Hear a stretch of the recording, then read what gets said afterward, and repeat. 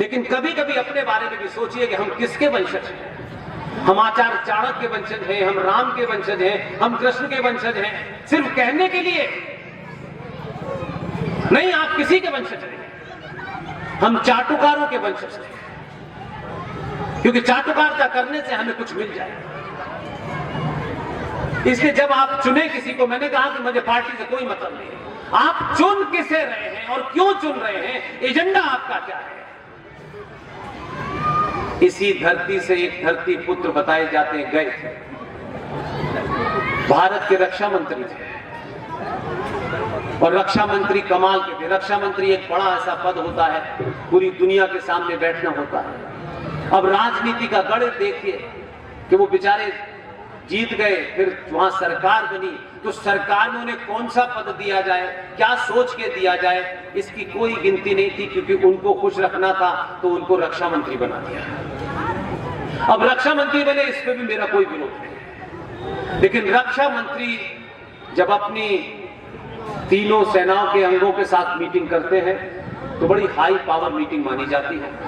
यह घटना मैं इसलिए बता रहा हूं कि उस समय नाम मत पूछिएगा, एयरफोर्स के चीफ अंदर बैठे हुए थे, वो रिटायर हो गए। जब उन्होंने मुझे किस्सा बताया तो मैं घंटों सोचता रहा कि हम क्या कर रहे हैं, हम क्या क्या सोच के वोट देते हैं, कैसे सरकारें चलती हैं इस देश में।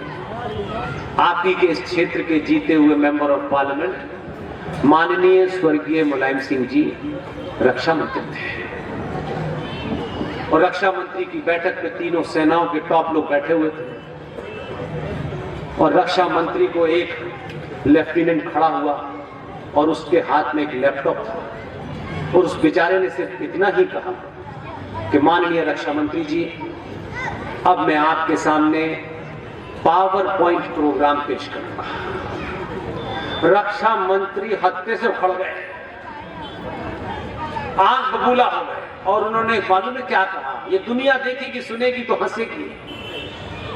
रक्षा मंत्री ने जो शब्द कहे उसमें उनकी गलती नहीं है, उनकी बैकग्राउंड ही ऐसी थी बेचारा, लेकिन उन्हें रक्षा मंत्री बनाने वालों की गलती। वो उठे और हत्थे से उखड़ के बोले कि जब आप रक्षा मंत्रालय की मीटिंग में आए हैं तो बिजली मंत्रालय की बात क्यों कर रहे हैं। अब सोचो कि हम वहां से चले थे, वो बेचारा लेफ्टिनेंट अभी तक होश में आया होगा कि नहीं आया होगा, उसने सिर्फ इतना ही कहा था कि हम पावर पॉइंट प्रोग्राम करेंगे। मंत्री जी समझे ये तो बिजली मंत्रालय की बात कर रहा है। ऐसा ही इस देश में एक विदेश मंत्री थे, और ये हमारे दौर की है, मैं आपको 100 साल मेरे आपके दौर की है। एक विदेश मंत्री थे, वो भी इस जोड़ तोड़ की राजनीति में देश के विदेश मंत्री बन गए। वो यूएनओ में गए भारत के रिप्रेजेंटेटिव के तौर पर, और वहां तमाम यूएनओ में हर देश के लोग आते हैं, अपने देश की बातों को रखते हैं, अपने देश की पॉलिसीज को बताते हैं, क्या करते हैं, कैसे करते हैं। ऐसे ही एक मंच होता है और पीछे लोग बैठे होते हैं, और हर देश का नाम पुकारा जाता है, उसका विदेश मंत्री आता है, विदेश मंत्री नहीं आता तो कोई उनकी तरफ से अफसर आता है। वो विदेश मंत्री कोई बोल रहा था, पुर्तगाल का कोई राष्ट्रपति, उनको नींद बहुत आती थी, वो कुर्सी पे सो रहे थे। पुर्तगाल का राष्ट्रपति अपना भाषण पढ़ के चला गया, तो मन से यूएन की सीट जाके देख लीजिए, खोज लीजिएगा, आपको मिल जाएगा। मन से अनाउंसमेंट हुआ कि भारत के विदेश मंत्री आए और अपना पेपर प्रेजेंट करें। वो नींद से उठे, उनको उठाया, वो उठे, सीधे चले गए, मंच पे चले गए। उनसे पहले पुर्तगाल का राष्ट्रपति अपना भाषण पढ़ रहा था, उन्होंने पेपर उठाया, उसी भाषण को पढ़ने लगे।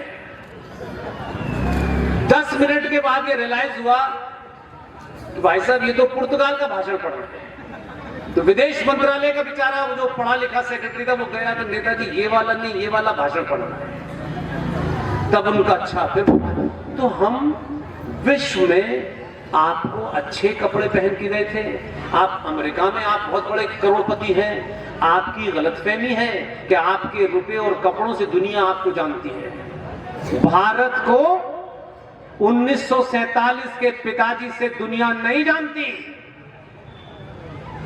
इसलिए मैंने शुरू में कहा कि आपको आचार्य चाणक्य से, वेद व्यास से, राम से जानती है।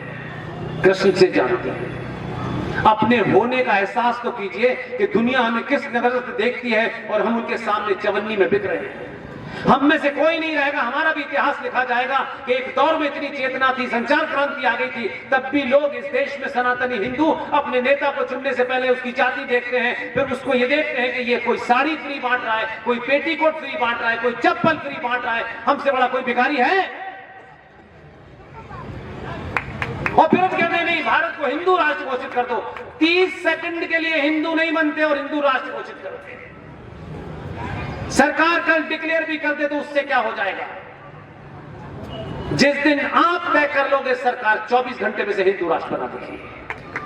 लेकिन आप मत बनना, आप पहले यादव बन लेना, ठाकुर बन लेना, ब्राह्मण बन लेना, अगड़ा पिछड़ा सब बन लेना, लेकिन सनातनी हिंदू मत बनना। पूरी दुनिया में डंका ऐसे नहीं पिट रहा है, दुनिया आपको उस नजर से नहीं देख रही है। दुनिया ये पहली बार देख रही है कि इन 75 सालों के दौर में आपको शायद अंदाज नहीं होगा, पिछले 70 सालों में से 10 साल को माइनस करके बात कर रहा हूं, किसी एक विषय पे कह रहा हूं इसलिए कह रहा हूं। इंडियन स्टेट यानी भारत राज राष्ट्र के खिलाफ काम कर रहा था। इसलिए मैंने शुरू में कहा कि आप देश को सब कुछ समझ बैठे हैं, देश के लिए आप कुछ नहीं कर सकते हैं। यह गलतफहमी है आपकी कि आप देश के लिए कुछ कर रहे हैं। आप देश के अंग सिर्फ इतने ही हैं कि जो कानून है उसे मान रहे हैं, और आपको लगता है कि नहीं नहीं हम उल्टे हाथ पे नहीं सीधे हाथ पे चलेंगे तो चालान हो जाएगा। देश के किसी नियम का उल्लंघन करने पे कोई ना कोई सजा है। आप देश के लिए कुछ नहीं कर सकते। गलतफहमी हम देश को ये करेंगे, आप कुछ नहीं कर सकते, आपके हाथ में नहीं है। देश व्यवस्था से चलता है, वह व्यवस्था अच्छी है बुरी है, इसलिए मैंने कहा देश के जितने भी अंग सब पेड़ हैं। हम राष्ट्र प्रेमी हैं, ये बात समझ। देश प्रेमी कोई चीज नहीं होती है। देश प्रेमी है तो क्या आप करेंगे? डबल टैक्स दे देंगे सरकार को। ये देश से प्रेम नहीं करेंगे तो आप उल्टे हाथ की जगह सीधे हाथ पे चलने लगेंगे। क्या कर लेंगे आप? देश को चलाने की जिम्मेदारी सरकारों की है और सरकार के अधीन आने वाले अंगों की है। जिस दिन राष्ट्र चलाने की बात होनी चाहिए तो ध्यान रखिएगा, जिस दिन राष्ट्र की बात सोचेंगे तो इतनी ताकत से सोचिएगा कि सरकार ये तय नहीं करेगी कि राम मंदिर कब बनेगा। आप अपने राष्ट्र की आस्थाएं भी सरकार से चाहते हैं बनाएं, ये समाज के मरने की निशानी है। आपको यह भी नहीं पता कि आपके मंदिरों के ऊपर क्या हो रहा है, ये पता नहीं आपको। हम भिखारियों की तरीके से सरकार ये नियम बनाते। सर मर्डर का भी नियम है इस देश में, रेप का भी नियम है इस देश में, तो क्या मर्डर रुक रहे हैं? क्या रेप रुक रहे हैं? वो सरकारों द्वारा बनाए किसी अंग की जिम्मेदारी है, वो मेरी और आपकी जिम्मेदारी नहीं है। लेकिन आप सरकार से सब कुछ चाहते हैं, सरकार ये कर दे, सरकार वो कर दे। सरकार को जो काम करना है करने दीजिए, आपको जो काम करना है आप ईमानदारी से करिए। आप नहीं कर रहे। ये मरे हुए समाज की शक्ल होती है कि वो सरकारों के ऊपर निर्भर रहता है। मैं बार बार कह रहा हूं, आप जिस दिन तय कर लेंगे सरकार पे निर्भर, सरकार आपके ऊपर हो जाएगी, इस देश में 10 मिनट के अंदर सारे काम हो जाएंगे। लेकिन मंदिरों का बनना, मंदिरों की आस्थाएं आपको पता ही नहीं है, आपके रियल मुद्दे आपको बताए नहीं गए, क्योंकि नेताजी आएंगे, आपने वोट दे दिया, इनके आगे यादव है, इनके आगे ठाकुर है, इनके आगे पंडित है, बस हो गया हमारा काम, मेरा आदमी जीत गया, मेरे आदमी ने मेरे 2-4 काम कर दिए। ये राजनीति नहीं होती भाई। आज भी इस भारत के अंदर 2 बड़े फ्रॉड चल रहे हैं, और ये दोनों फ्रॉड मैं मानता हूं कि मैं जितना चिल्ला के बोल सकता हूं उतना।